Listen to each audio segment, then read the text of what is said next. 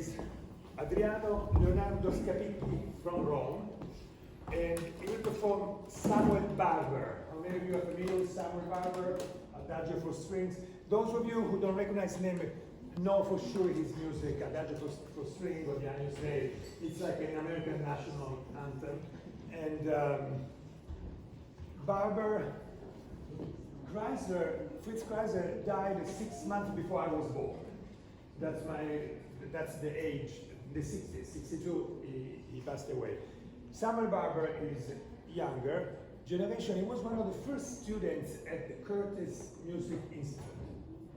And as it happens, Mrs. Becker, that was the sponsor of the Curtis Institute, became the main sponsor of Barber and of the students of the time. We had an Italian, Giancarlo Menotti, Nino Rota, were also studying together, and they were studying with an Italian teacher, Rosario Scalero.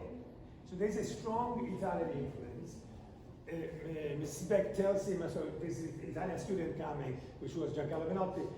He doesn't speak English, but he speaks French. Barber spoke French very well, and they became very good friends in their start of their life and career from the Curtis Institute. One thing to know about, interesting to find out about Barber is read the letters between as a young man with his mother.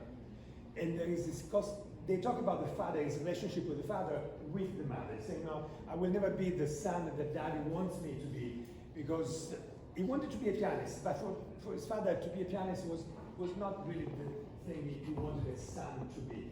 So he became a singer, he was singing, a composer. There is this struggle about, even with the sports, it was like, I will never be the sport guy that dad wants me to be. There's this very interesting struggle as a young man that carries him, this sort of melancholic, sometimes depression carries him through his life. Then he enters the New York, the metropolitan, the international New York music world. And Arturo Toscanini, which many of you know, Vladimir Horowitz. Arturo Toscanini's daughter Wanda was married with Vladimir Horowitz. Toscanini is the one that took the Adagio for strings and made it famous with the orchestra version. Wanda, this sonata was commissioned by the American League of Composers, but the inspiration behind that was Vladimir Horowitz, the pianist who would give the premiere, and the wife, Wanda, that was on his neck because he had composed 3 movements, he couldn't come up, couldn't finish. So one day Wanda was really upset and tells him, Sam, you are, come in Italiano, stitico. You are stitico, which means you are constipated.